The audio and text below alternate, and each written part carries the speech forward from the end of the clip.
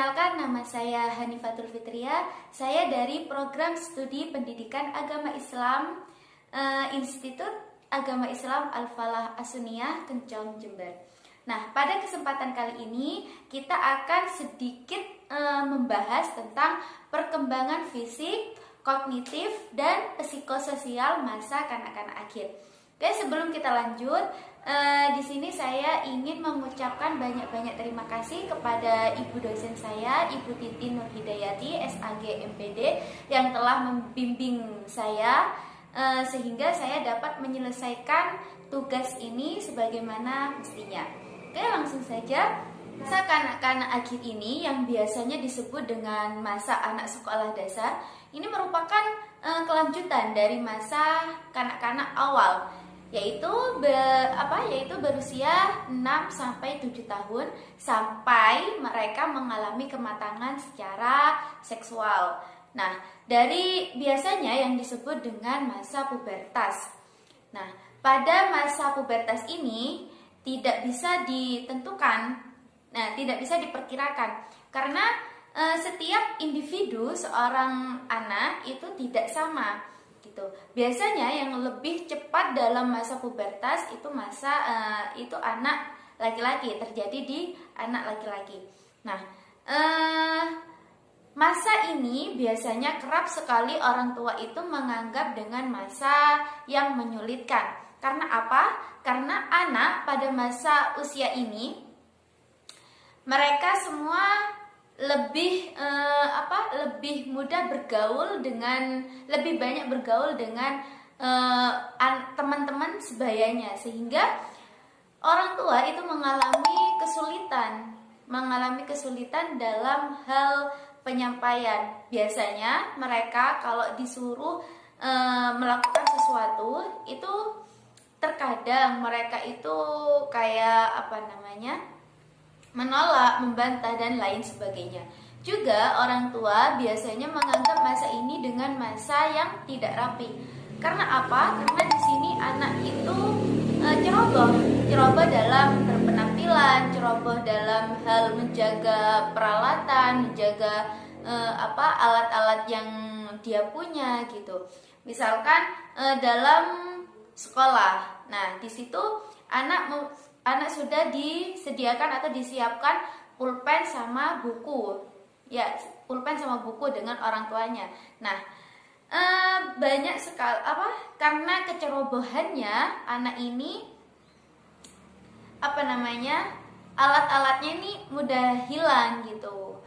Nah, terus orang tua itu sering menganggap ini sebagai masa usia yang bertengkar. Nah, kenapa kok disebut dengan usia bertengkar? Karena pada masa ini anak sulit untuk mengontrol emosionalnya gitu. Nah, beberapa aspek perkembangan fisik pada masa kanak-kanak akhir ini. Nah, di sini yang pertama itu berat badan. Pada masa kanak-kanak akhir ini, berat badan itu bertambah sekitar 3 sampai 5 pon.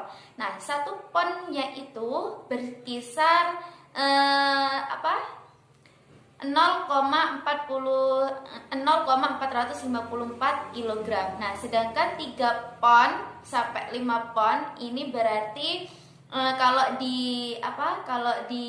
kita menyebutkan dalam kilogram itu sekitar 1 sampai 2 kilo setiap tahunnya. Nah, ini perubahan fisik yang menonjol pada masa kanak-kanak akhir. Nah, ada lagi yaitu perkembangan kemampuan motorik. Nah, perkembangan keterampilan motorik. Nah, pada masa kanak-kanak akhir ini, anak sudah mampu bisa menggerakkan semua anggota tubuhnya. Anak semakin aktif dalam melakukan aktivitasnya seperti berlari, terus melompat, terus mereka juga bisa mengetahui mana yang baik dan mana yang buruk juga. Nah, kemudian efek gizi pertumbuhan anak ini juga masuk dalam perkembangan fisik pada masa kanak-kanak akhir ini. Oke, selanjutnya perkembangan kognitif pada masa kanak-kanak akhir. Pada masa kanak-kanak akhir ini perkembangan kognitifnya semakin meningkat. Nah, di sini anak sudah mampu mengenal tanggal, waktu, bulan, bahkan tahun. Nah, dalam masa ini juga anak mampu menghubungkan masa yang lampau dengan masa yang sekarang. Nah, masa kanak-kanak akhir ini, anak tersebut pada masa kanak-kanak akhir ini, anak tersebut juga bisa mengenal lingkungan yang ada di sekitarnya. Nah, seperti itu. Yang paling penting yaitu bagaimana cara mendidik anak pada masa kanak-kanak akhir ini dengan baik dan benar sesuai dengan karakter atau psikologinya mereka. Nah, di sini saya mencoba untuk sedikit menjelaskan beberapa poin. Nah, yang pertama itu kita menggunakan bahasa yang baik dan benar. Nah, bahasa yang sederhana, bahasa yang bahasa yang sesuai dengan usia mereka ini sangat dibutuhkan gitu. Nah, yang kedua yaitu pembelajaran yang berkesan. Kita olah lagi metode pembelajaran kita. Misalkan biasanya anak-anak itu sering masuknya ke dalam pengamalan sehari-hari. Nah, misalkan kita coba menanamkan kepada mereka kebiasaan-kebiasaan yang baik. Misalkan kita mau mengajarkan anak-anak itu tentang praktik sholat. Nah, setiap kali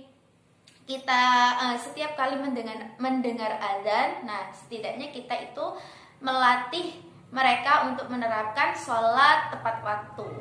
Nah, mungkin seperti itu. Ya, mungkin itu saja penjelasan singkat dari saya tentang perkembangan fisik, kognitif, dan psikososial pada masa anak-anak akhir. Mungkin terdapat salah kata maupun salah ucap.